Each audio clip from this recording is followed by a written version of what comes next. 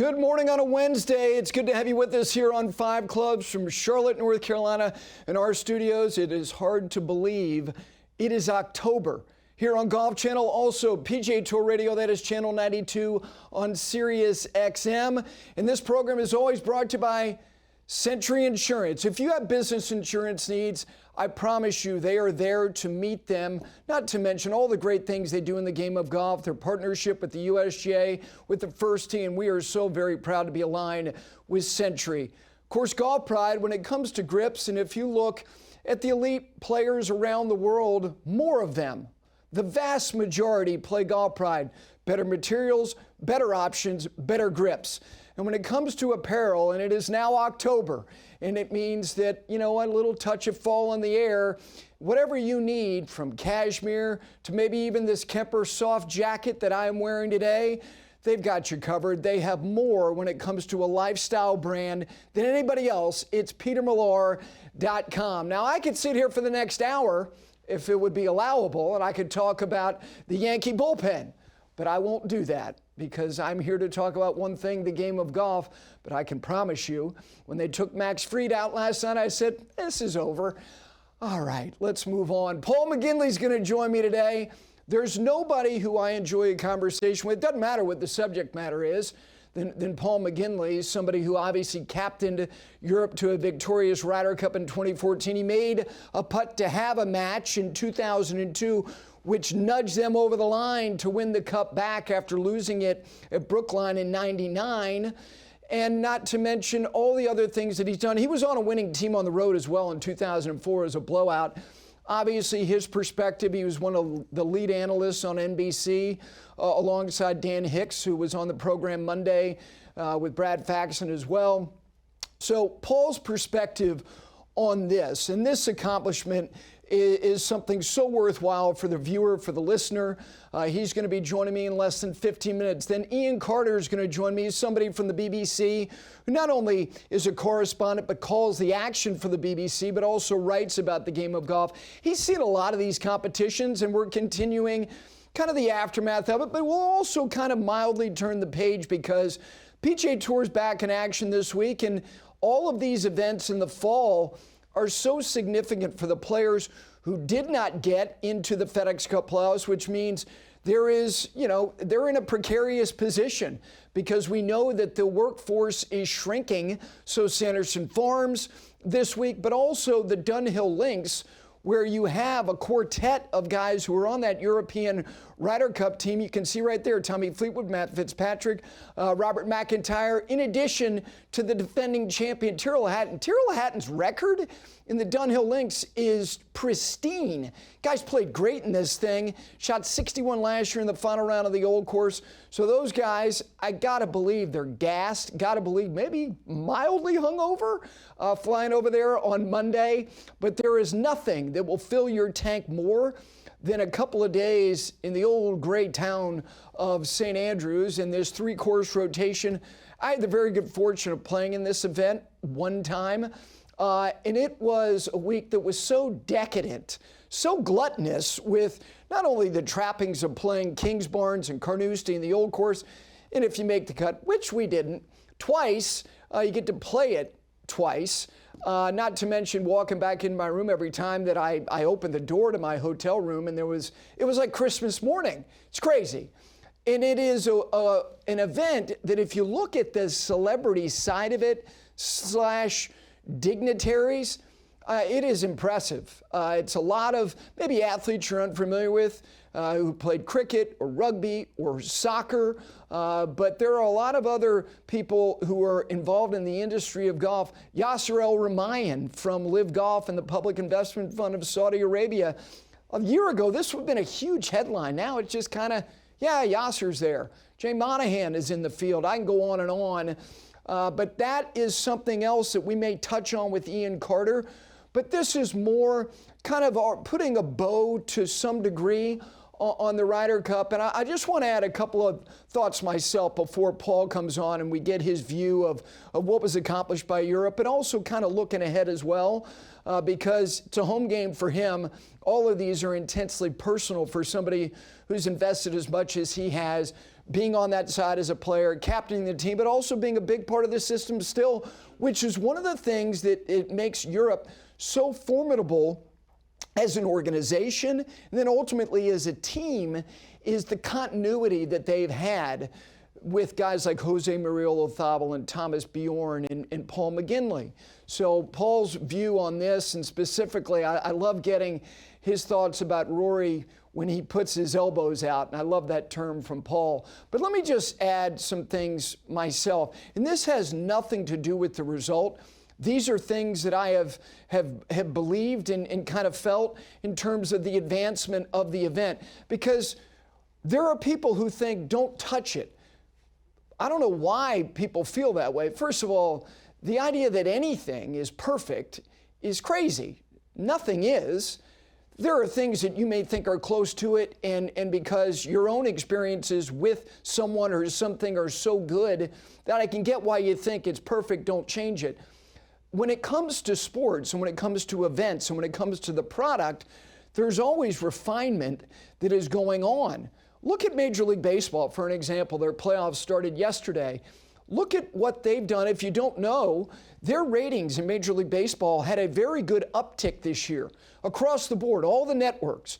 One in particular, I think ESPN had the greatest increase in the ratings among all the networks that cover it at a national level. What did Major League Baseball choose to do a couple of years ago? They took a sport that was slumbering, that appeared to be almost catatonic, and they did some things that were really unorthodox, that really were disorienting to a lot of people. Like, wait a second, you're going to start extra innings with a guy on second? What are you, out of your minds? Now, I'm not particularly a fan of that at all, but the pitch clock and the expediency of the game itself has resonated with people. In the National Football League, a lot of the things that the NFL does is really to protect itself. And what I mean by that is to protect its players, because it's so barbaric. And I don't mean that in the crudest way, but come on, that's what it is. It is so physically taxing, and the idea that players can go from the beginning of the year to the end of the year without suffering some type of injury is miraculous. And so they try to do all they can to protect the most important quantity, and that is the quarterback. And so you can look at the sport now, and for people who grew up with it and go, come on, it's a shell of what it used to be. And I get what you're saying, and I don't know if Ronnie Lott would recognize the National Football League and the idea of a receiver going over the middle, and what he had bad intentions, man. And I don't know if those intentions can be met now in the National Football League, but guess what? People are finding a way to consume it, and who knows, maybe it's legalized gambling. The point is the evolution of all sports, because at the end of the day, while it's an intense sporting competition, it's a TV show. And so is the Ryder Cup. And let me say this again. The Ryder Cup needs to examine some things as it relates to the overall competition. And that includes how much of this competition. There is no reason in the world why they should not add an additional match in the morning and in the afternoon on Friday and Saturday to foursomes and four balls. 20 years ago, you could say if the Americans were trying to advance this idea, come on, Europe doesn't have enough depth. Do they have enough depth now? Depth is not an issue. And it does not eliminate strategy for the captain, because you're still sitting 2 players per session. So 5 in the morning, 5 in the afternoon on Friday and Saturday. You're giving the fans more, not only those on the property, because I can promise you, the idea of trying to see golf shots, and it doesn't mean it makes it exponentially better, but it also makes the competition better, because you're giving more. You're giving more opportunity to players. Benching 4 players per session, those are from bygone days. Why 4 guys sit each session in 2025? It doesn't make a lot of sense to me anymore. So go to 5 matches per session. You're adding points. You're still adding what I think is more strategy, because the idea of sitting 2, to me, is even more of a precious thing to have to try to examine. And secondly, and whether people think, well, you're just stealing that from the President's Cup, first of all, who cares? If you don't think that the drama associated with captains assembling at the end of each day and before the proceedings begin on Thursday. Like, for instance, at the opening ceremony, that Luke Donald and Keegan Bradley would go to that podium and go, okay, here is my first match out. And then you turn to your team and you have to understand that you have to have a strategy associated with, okay, they just put out Rahm Hatton. What are we going to do? The days of the blind draw, I'm not saying that they're over, but if you do not think that that 30 minutes and the increased strategy and the idea of having to match a match with your own tandem of players going back and forth like they do at the President's Cup would not be an incredibly compelling 30 minutes of television.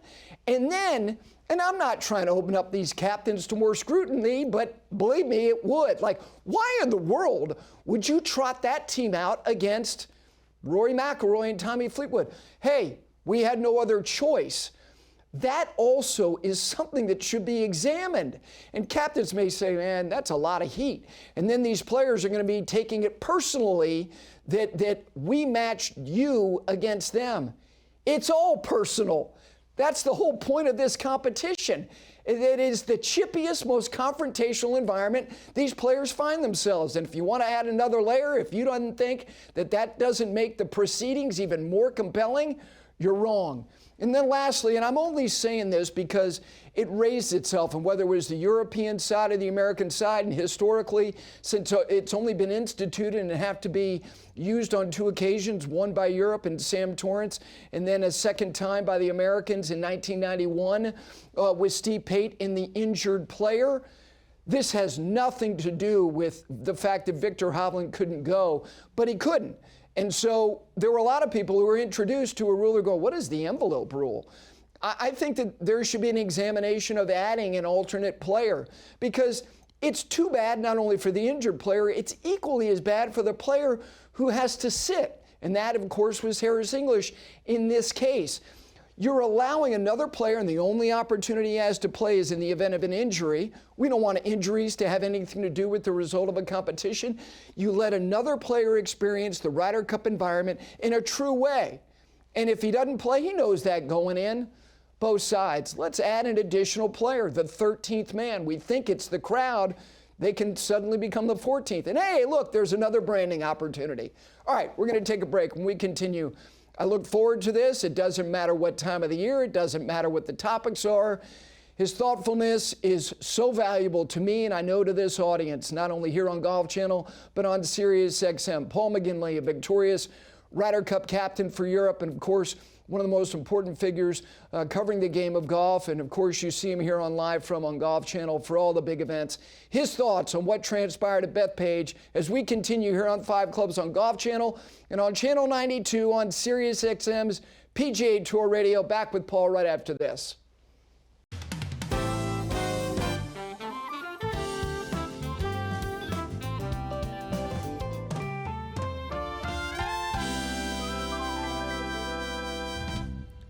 Welcome back in this Wednesday edition of 5 Clubs Golf Channel and PGA Tour Radio on Sirius XM's Channel 92. In this segment brought to you by Century Insurance.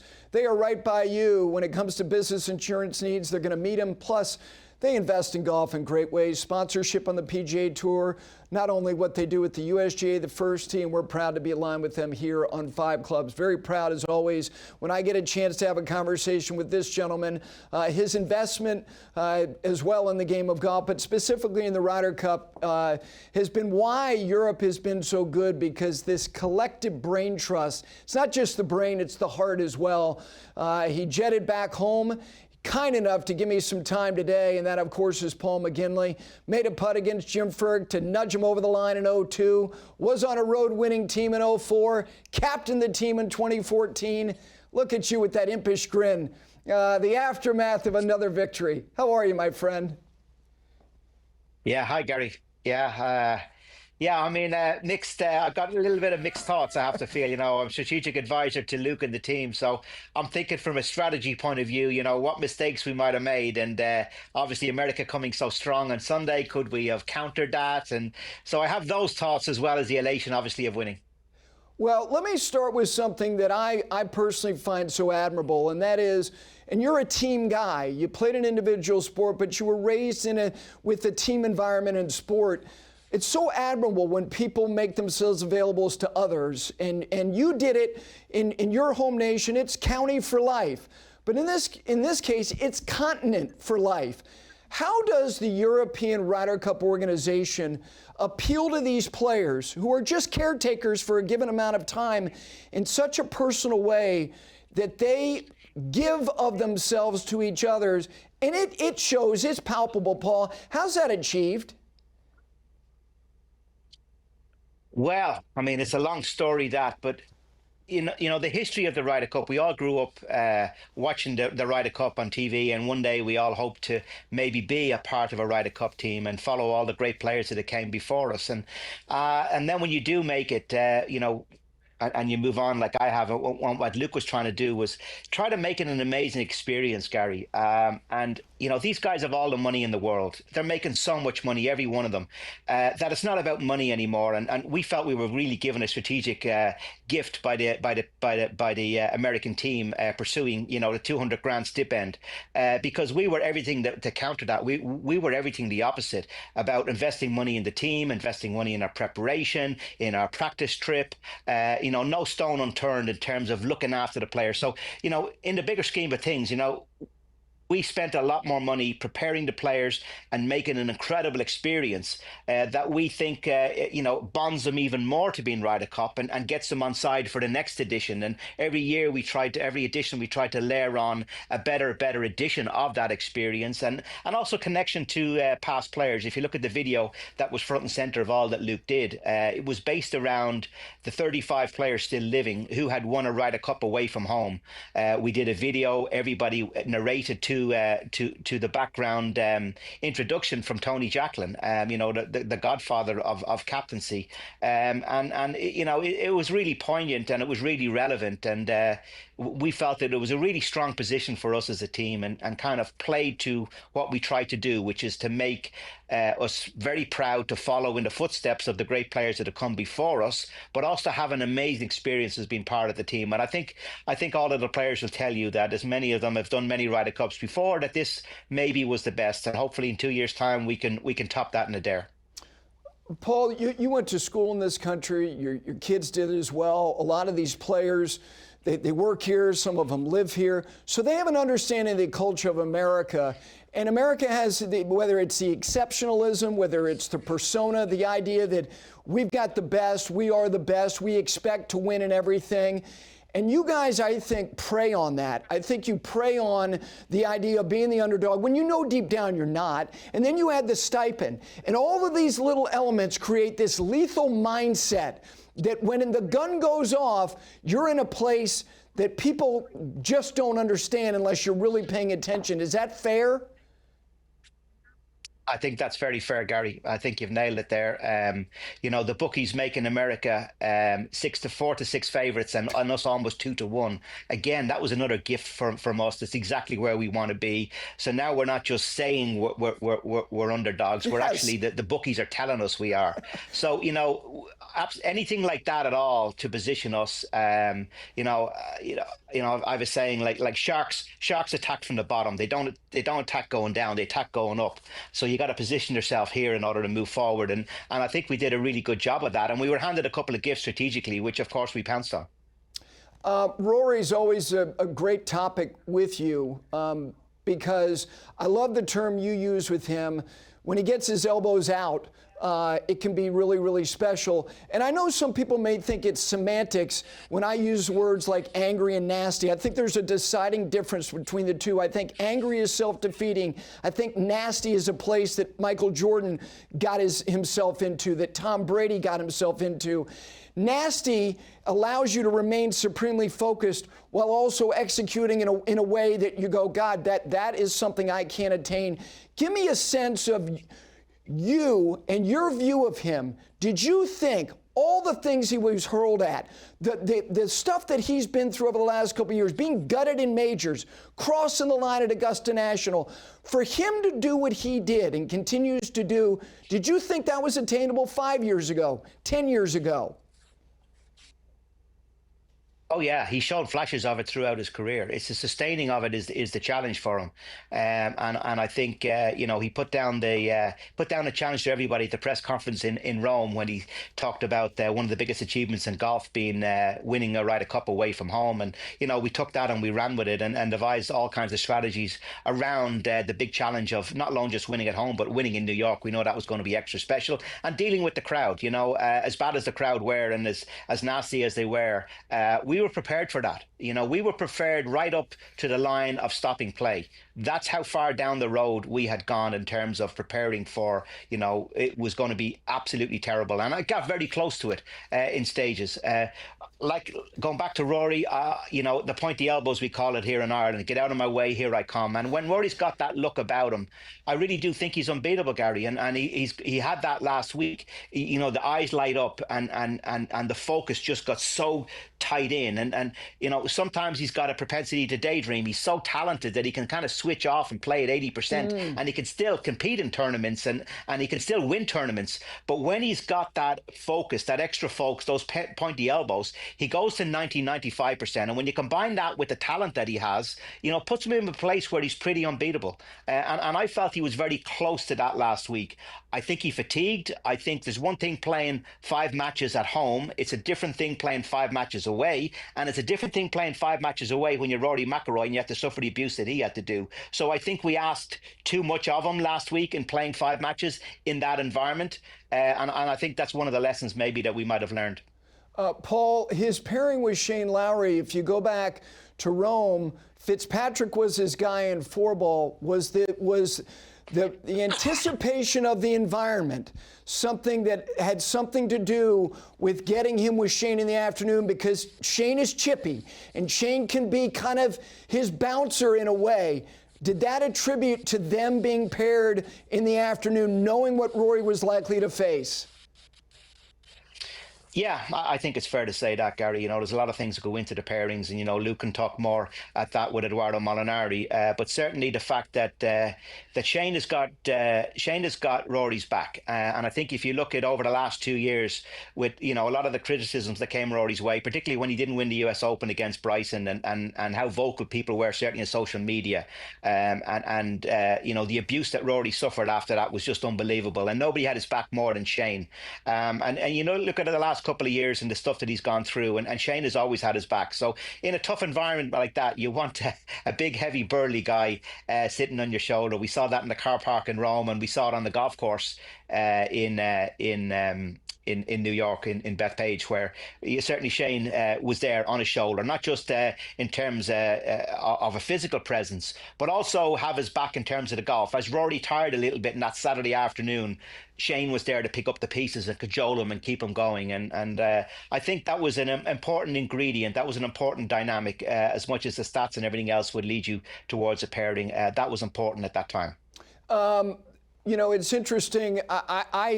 I look at the lead that Europe had, and you on television, you were like, you were never going to touch the money, knowing how hard it is to cross the line despite the 7-point lead. It's interesting.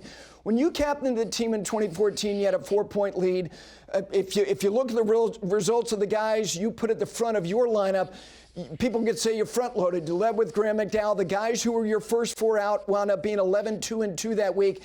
Bernhard Langer, you were on that team on the road in a blowout. He kind of put the heft of the team in the middle on that Sunday singles. What was Luke's kind of approach? Was margin, whether it was to the advantage or to the deficit, how nimble was the lineup going to be? You're coming to the crux of captaincy now, Gary, and there's no right way and there's no wrong way. There's different ways of doing things. It's easy to look now, look back and reverse and think, oh, well, he should have done, if he'd have done this, it would have been a lot easier. But you can never say that for sure, because that's what happened in Medina. And that's also what happened to us in Brookline. What happened was we front loaded the top of the team. Certainly America front loaded the top of the team in Medina. And what happened? Brookline, yeah, but what also happened in Brookline, yeah, although we didn't front load because we went Darren and Lee and then we went 3 rookies after that, that wasn't so much of a front load, and we did the opposite then. Then we put our bigger guns in there behind. But what you will see from both things was the value of momentum. And that's the importance of those first 5 matches. So if we had conceded the first 4 or 5 matches and put maybe our weaker players there, and that would have got the crowd going. It would have had 4 or 5 maybe American points straight away, cutting into our deficit massively. It would have put a huge amount of pressure on those last 6, 7 matches. Even though we might have had some strength there, it would have been very difficult. And if you look at what happened in Medina, you've got to learn your lessons from the past, not just our mistakes, but when things went wrong for America too. And if you look at what happened in Medina, they had Tiger Woods. 2012 Tiger Woods was a hell of a player. Maybe not absolute peak, but not far off it. Yep. I think he was still #1 player in the world at the time. And they put him number 12. And even him got taken out by Molinari. The pressure became so much and so extreme towards the end of that game that Molinari was not playing well that week, and yet Tiger couldn't put him away early. And the pressure and momentum was seeping down. The more we kept winning points and getting the pressure onto those bottom 6 teams, it became a huge burden. It's like, wait a minute, what happened here? This meant to be a walk in the park. We should have been winning. Now they're under pressure. You're the home team and all this stuff. And all of a sudden mistakes are made that wouldn't normally be made. So momentum is what we've seen so much in this Ryder Cup. We had the swings of momentum in every one of the 4 sessions, and then America got it on Sunday. When they got it giddy up, and it became so important to their psyche. All of a sudden they started holding putts, not just because they learned how to putt, not just because they read the greens better, but because things started going well for them. When momentum gets on your side, that's when it's your friend in a Ryder Cup. So as a captain, you have to be very clear in your positioning of the players. I spoke about that on Golf Channel last week. It's not about the pairings. Pairings are important. It's about the positioning of your team. It's really important to try to get some air into the team in those early matches. And we certainly proved that the first 3 matches. You look at how strong we were at the top of each of those games and how well they performed. Even if America counted us, our top players certainly performed, and that gave us momentum. Yeah. And it was the opposite on Sunday. Our top players didn't get the job done in terms of getting a point on the board. America got wind in their tires, and all of a sudden, we were the ones under pressure, and we limped over the line. In all honesty, we won 1 singles match out of 12, and that leaves a sting. As much as the result was great, it leaves a sting in the tail of what was a great week. Yeah, I think that you and I could live 10 lifetimes, and if somebody said the winning Ryder Cup team won 1 match in Sunday's singles. But that is to the credit of what Europe did the first 2 days. And the other thing, Paul, is they choked out any sense of momentum on Friday and Saturday. It might have lasted 10 minutes. I mean, they seized on any little glimpse of sunlight that the Americans felt, and they kept the crowd docile. It was wildly impressive. Let me ask you about Luke, because his entry into this was accidental. He replaced somebody who was replaced. And now he has gone back to back. Does it make sense for him to do this in 27? And is it his call?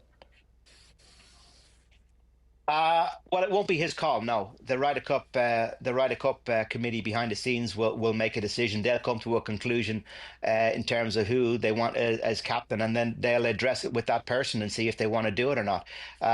So we have changed things a few times behind the scenes in Europe about who the next captain would be, and so we'll have to wait to see what their decision is. But the prospective candidates, including Luke, will all be talked to and assessed, and what kind of appetite they all have for doing it will be assessed, and that will go into the conclusion they come to in terms of who they want to be captain. Last thing, because I know you heard me talking about the envelope rule, and I made it clear before I even mentioned it. This has nothing to do with the result. It has to do with people trying to understand what it is. I thought Luke, when asked about it, answered it perfectly and succinctly. It's the rule. If anybody had misgivings about this rule, it should have been addressed months in advance in the run-in. But what's your view of this rule, Paul? Well, I think the rule is great the way it is. It's been there historically. Both sides have benefited over the years. But it needs to be reviewed, and there needs to be an honest conversation when the next 2 captains get in place before the captain's agreement is signed. There needs to be an honest conversation from both sides. Obviously, what's going on here is a bit of suspicion. Now, although we were 7 points ahead, and I mean, nobody gave America a chance on Sunday, getting a half point or being awarded a half point from one of our players not playing was, of course, it was advantageous to it, but there was absolutely nothing sinister behind that. However, that doesn't stop some people from being a little bit suspicious of what went on. Now, if there's suspicion involved, and we had suspicion in 1991 when Steve Pate pulled out, whether it was right or not, it doesn't matter. We had suspicion. Whether it was right this time or not, doesn't matter. America had suspicion. So both sides have been suspicious of the other side. My view would be an open, honest conversation between the two captains before the captain's agreement is signed, so they know exactly what's happening.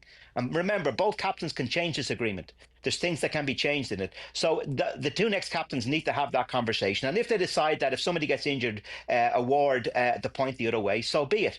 I don't agree with bringing in a 13th player because, again, that's going to go back to the word of suspicion, Gary. The problem is it'll be suspicion. This is about suspicion. The reason why the players all get the pin positions on the Monday now, 5 pin positions are awarded on the Monday, was because suspicion on both sides that the other side was controlling the pin positions depending on where the match was played. So to take away that suspicion, both teams now get it on the Monday. If there's suspicion on both sides about somebody trying to pull a fast one, if by putting a 13th man in, you're going back to the world of suspicion again, because somebody could be playing poorly and all of a sudden they get an injury, be it truthful or not, on a Sunday, and they have to pull out. And now we're back into the world of suspicion again. So it's either got to be continue where it is and both captains agree, move it to a point awarded against the team who have the injured player, and sign the agreement and move on. It's got to be one or the other. It can't be somewhere in the middle where suspicion is the problem. Well said. You know how much I value the time whenever I get it. I know it's a long week, but a very valuable week in a lot of ways for you. Get some rest. Thanks so much. You're welcome, Gary. Good luck with the show. Nice to hear you. Thank you. There is Paul McGinley, and those are winning words. Brought to you by Century Insurance. Business insurance needs are met with Century. There is nobody who you could have a conversation with about this topic who's going to give you a more sensible viewpoint, and not to mention insightful viewpoint, than Paul McGinley. All right, we take a break. Speaking of insightful, he's been doing it a long time. Iain Carter from the BBC, his view of what transpired and the road ahead for not only Europe but also the United States. It's a Wednesday edition of 5 Clubs here, Golf Channel and PGA Tour Radio, Sirius XM. Back after this.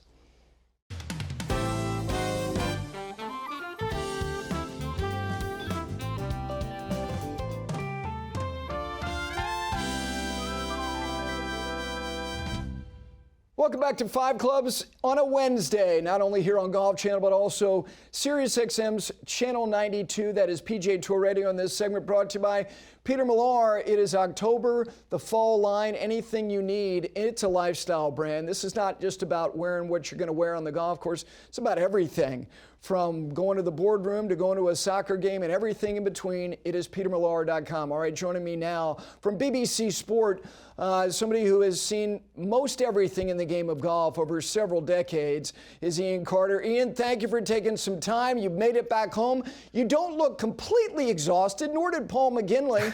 How you doing?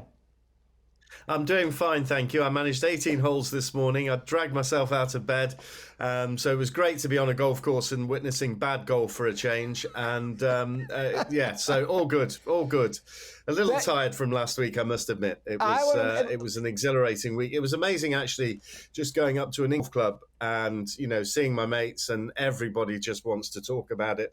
The buzz of this Ryder Cup over here, you know, I only landed less than 24 hours ago, and just everybody just wants to talk about the Ryder Cup. That's great. It's so great for the event. It's so great for the sport at large. I know this is a broad-based question, but you can boil it down to a couple of points. Why do you think, as you've observed this now for decades, in the construct of this European Ryder Cup system, why are they so good at it? I think because it is the ultimate priority for European golf. You just were listening to Paul McGinley there, who's, you know, the strategic director and was for that Ryder Cup. And you know, that his role there to me was making sure that there was that lineage from the heritage to the legacy. That was the message that went through there. And I think because it's driven through the European Tour, the DP World Tour, European Tour Group, whatever you want to call them, the players have that affinity and link to that. The tour know how important it is to them. and so everything works in a virtuous circle, and it means everything to win the Ryder Cup. It just is huge. And if I could put it this way, okay, so I spoke to Rory McIlroy in Dubai at the start of this year, the Dubai Desert Classic. And he told me in an interview that he'd got 3 priorities left. One was to win the Masters, check. 2 was to appear on, get an Olympic medal. And 3 was to win a Ryder Cup away from home. So it was on his mind last January. Now, go back to the Procore Championship, and Scotty Scheffler is in the interview room and tells reporters, I've got a big I've got a big tournament this week. I'm not here to sit here and talk about the Ryder Cup. And that, to me, you know, and that's nothing against Scotty. Sure. It's just where the mentality is. Iain, you know, coaches, it's important for them in their messaging to send the right message to their players, and that requires knowing them. How has Luke Donald managed to touch these guys in such a personal way to get the kind of collective buy-in that he has now over the course of 4 years now? I think, again, I don't think that is a particularly hard job. I think he needed to make sure that the level of communication was there to keep the message coming. But I think it's naturally inbred into these players. They all want to play in the Ryder Cup. Again, I go back to the qualifying process for Europe. You know, Rasmus Højgaard, I interviewed him. He had to finish top 29 at the British Masters. He finished 13th.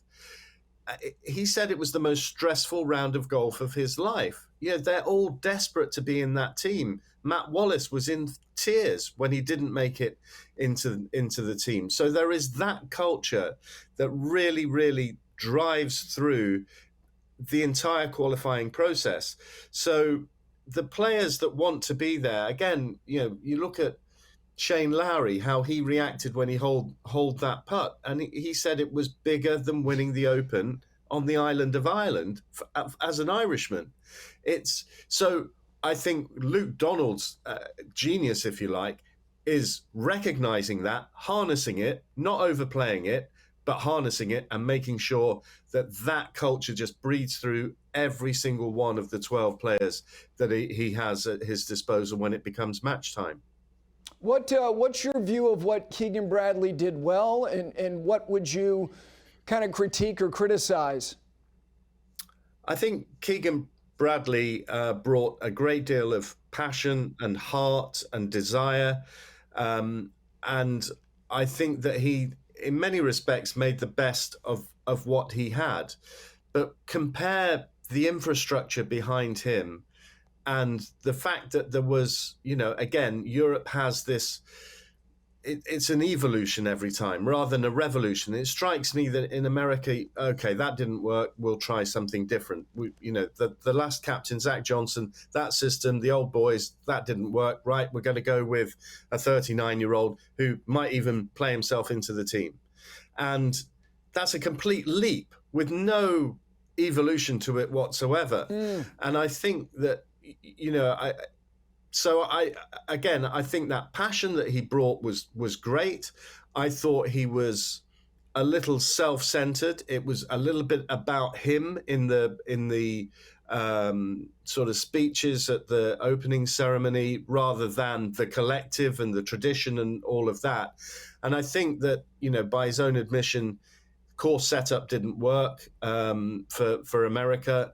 I just don't think there was enough attention to detail. And again, I don't put that on Bradley as such. I just don't think that he had a Paul McGinley sitting on his ear. I think that the appointment of 2 vice captains who hadn't played Ryder Cup before just didn't make any sense to me. And all the experience that could have been available to him, just he didn't really make the most of that. Iain, last thing, Rory is a great topic. It's a fascinating subject. And Paul, I love his view on things. As somebody who covers the sport, I think the European golf community is more pragmatic about how they look at accomplishment.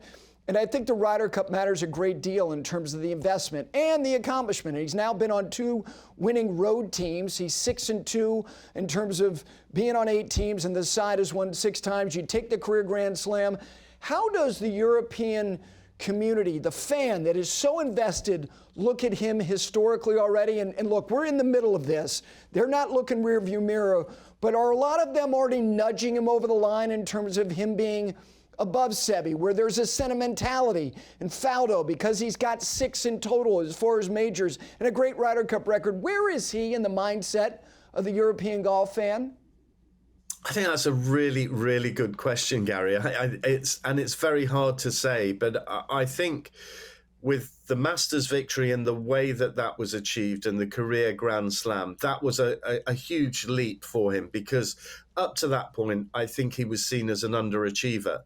And I think that the personality that he showed at Bethpage, never mind the 3.5 points that he won, but the personality that he showed to withstand everything that came his way and emerge triumphant, and for it to matter that much to him, I think that we might now be seeing Rory McIlroy edge into a different sphere. I mean, Seve will always be Seve, Faldo will always be Faldo, and until McIlroy wins a 6th major, he'll always be below him in the pecking order.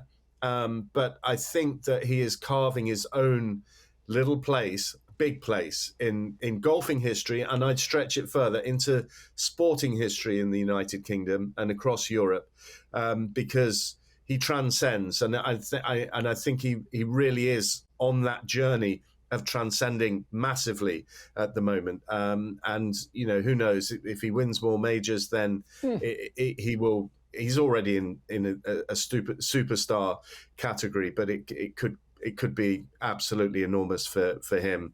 But I do think last week was something that will really resonate with not just the golf fan, but the general sports fan in these parts. It's neat to watch the journey. For a lot of people watching or listening, they're going, "Guy's already played 18 holes." Jealousy is not a good trait to possess, but there are a lot of people jealous of you right now. You've already played a round of golf. You've had a nice lunch. You might take a nap. You've earned one. Thank you so much. I really appreciate your point of view. Appreciate it. Cheers, Gary. Always good to talk. Thank you. Thank you. Iain Carter, BBC Sport correspondent on the golf course, covering it and also writing about it. We come back.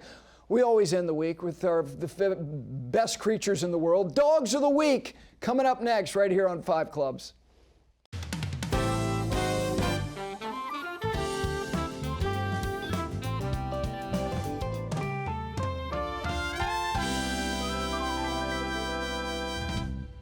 They make you smile. That's one of the reasons why we always end the week with our favorite segment. It is Dogs of the Week, brought to you by Golf Pride. When it comes to grips, nobody does it better than they do with their materials, their options, and every single thing that you could need through your bag is provided by Golf Pride, the world leader in grips. All right, let's get to our Dogs of the Week. Send them in. If you've got a dog that's got a relationship with the game in any way, dogs at 5clubsgolf.com. Here we go. Here are your Dogs of the Week. We start with Winnie, Jeff Lewis's dog. Winnie is a Havapoo walking 9 holes, not really walking, at Quaker Ridge in Scarsdale. Great place that had a Walker Cup. Wonderful A.W. Tillinghast golf course. That is Odin, Fleming Buell's dog. Odin is a 5-year-old Shar-Pei, pictured on several different golf courses from Alabama to Norway to Austria. What a mug on that great animal. That is Nellie, Charlie Miller's dog, the golf course superintendent at Springhaven Club in Wellingfield, Pennsylvania. Nellie is an English cream golden retriever, will be 2 in December. That is Macy, Walt Stone's dog, playing the golf club at the Highlands in Chesterfield, Virginia. Macy obviously is a great golden retriever. Best caddy ever, says Walt. And finally, that is Cove. I appreciate Jenna Sims-Koepka connecting with her and getting these pictures of the 5-time major champion Brooks Koepka's dog. Obviously a huge part of their life, whether it be at home, on the beach. Cove is a 7-year-old black lab. They got Cove in 2018, and that is a great life and a lot of great photos from Jenna Sims-Koepka and Brooks Koepka and their 7-year-old lab, Cove. Those are your Dogs of the Week. Again, send them in. And by the way, Brooks Koepka is scheduled to be Monday off a plane at the Dunhill at the Grayson Murray event in Raleigh to raise money for his foundation, which is trying to help those people in need in the mental health space. We will be doing our show on Monday from Raleigh, North Carolina, live for 2 hours. And looking forward to not only being around people who love Grayson so much, who supported him through obviously wonderful times in his life, but obviously the dark times in his life. And of course, Grayson has been gone for a little bit over a year. But that's the important part of this event for the first time, to keep not only his memory alive, but to allow his memory to serve others who need help. And so we're excited to be there and looking forward to being around a lot of people, including Brooks, who's making the effort to get from Scotland to Raleigh, North Carolina, to be there to participate. And I mentioned the Dunhill Links, great event. Very good field with 4 players from that European Ryder Cup team. And the Sanderson Farms, look, this is important, critical time for so many players trying to ensure their employment on the PGA Tour in 2026. All of us here at Signature Sports Group and 5 Clubs hope you have a great rest of your week. We'll see you Monday from Raleigh.